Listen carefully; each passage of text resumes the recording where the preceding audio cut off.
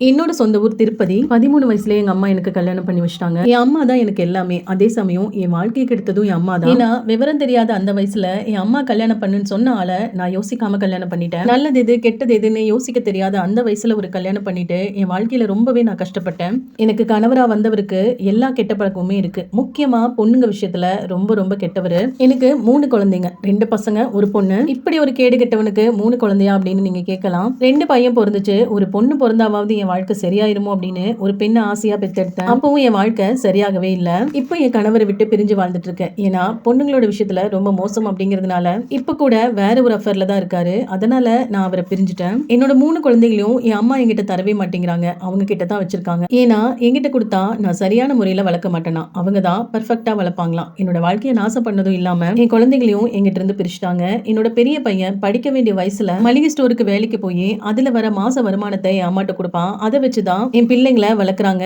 என்னோட பொண்ணு இப்பதான் ரீசெண்டா பெரிய பொண்ணானா அவ என்கிட்ட போன் பண்ணி பாட்டி என்ன ரொம்பவே கஷ்டப்படுத்துறாங்கம்மான்னு சொல்லி அழுகுறான். அவ்வளவு கஷ்டப்படுத்தி தான் என் குழந்தைங்களை என் அம்மா வளர்க்குறாங்க. ஆனாலும் என்கிட்ட தரவே மாட்டேங்கிறாங்க. எனக்கு வருமானம் இல்ல, தனியா இருக்க, உன் கணவரை விட்டு பிரிஞ்சிருக்க அப்படின்னு எல்லாம் சொல்லி பசங்களை எங்கிட்ட இருந்து பிரிச்சுட்டாங்க.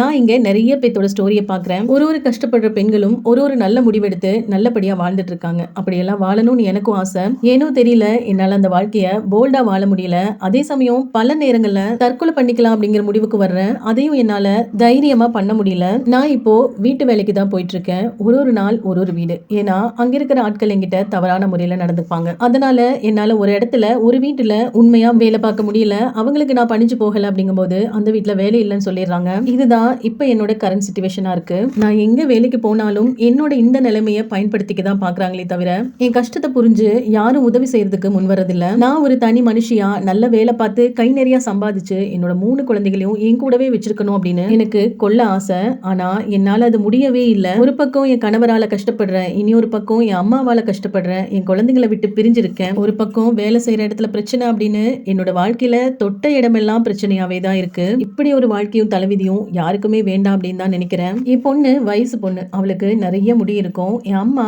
அவளுக்கு மொட்டை அடிச்சு கூட்டிட்டு வந்துட்டாங்க. என்கிட்ட எதுவுமே சொல்லவே இல்லை. என்னோட பாப்பாவோட பர்மிஷனும் கேட்கவே இல்லை. அந்த அளவுக்கு என் அம்மாவோட கொடுமை ஒரு பக்கம். ஒரு ஆண் சரியில்லாதனால நானும் என் குழந்தைங்களும் வாழ்க்கையில ரொம்ப ரொம்ப கஷ்டப்பட்டுட்டு இருக்கோம். ஒரு பெண்ணுக்கு கணவன் சரியில்லை அப்படின்னா அவளோட வாழ்க்கை முழுவதுமே நரக வாழ்க்கை தான். அதுதான் நானும் என் வாழ்க்கையில அனுபவிச்சு வாழ்ந்துட்டு இருக்கேன். இது இன்ஸ்டாகிராம்ல ஒரு பொண்ணு நம்ம கிட்ட ஷேர் பண்ண சொன்ன ஸ்டோரி. இது இவங்க இந்த ஸ்டோரியை நம்ம கிட்ட ஷேர் பண்ணும்போது ரொம்ப அழுது தான் ஷேர் பண்ணியிருந்தாங்க. இவங்களோட வாழ்க்கை சரியாயி இவங்களோட குழந்தைங்களோட இவங்க சந்தோஷமா வாழணும் அப்படின்னு நம்ம எல்லாருமே இவங்களுக்காக ப்ரே பண்ணிக்கலாம். இவங்களுக்கு நீங்க என்ன சொல்ல விரும்புறீங்களோ அது கமெண்ட்ஸா ஷேர் பண்ணலாம்.